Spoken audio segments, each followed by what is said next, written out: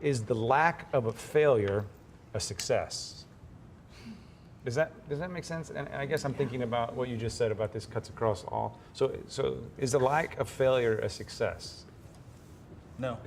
I think success is something that's much more positive than an absence.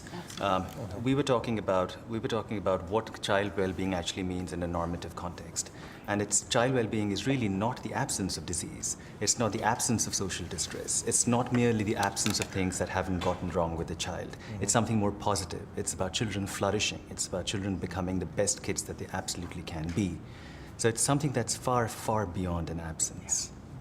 I hear a lot of people whispering yes. So chime in.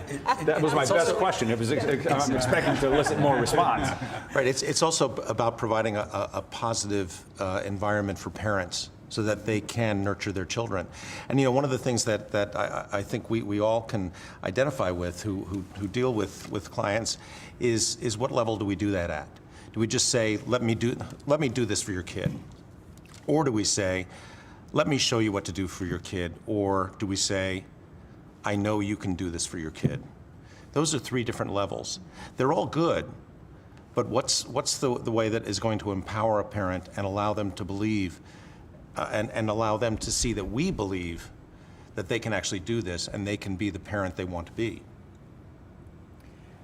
There's a huge gap between what you just raised. It's the gap that matters. Use an analogy that's maybe more familiar to us. Not having a disease doesn't mean I'm healthy. It doesn't mean I have the ability today to accomplish the things I need to for the things I care about and for the benefit of the community. Now, magnify that 1,000 times. If all you're focusing on with young people is avoiding certain problems, you're essentially not developing the potential this community needs to be what we want to be as a community in the future. It is a profound difference in measurement, the strategies you use, what you expect of each other on behalf of kids and what we expect of kids themselves. Paul's colleague and our good friend Karen Pittman coined that phrase, problem-free is not the same as fully prepared. Yeah.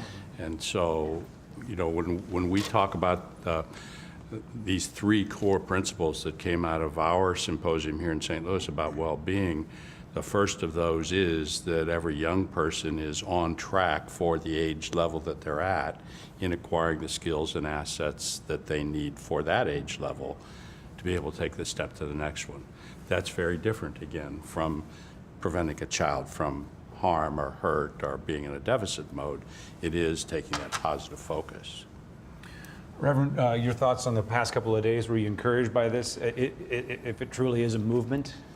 I was absolutely encouraged. I was encouraged at the depth of engagement and perspective to bring some of the local child well-being experts, those who are practitioners, together with those who are global experts and in academia, with the deep engagement and perspective that was brought to bear by Washington University, and the fact that we were able to work across table with folks who are advocates, folks who are providers, folks who are academics, and those who are some even in the corporate space, to know that we are all working towards something that we can affirm, that our children deserve the best in our community. It's going to take all of us to get it for them. The key, though, is that now that we all come out of the wonderful space and out of the wonderful dialogue, is that now we got to roll up our sleeves and get the work done and continue to work together to do it and invite others into this work. What do you need to get that done?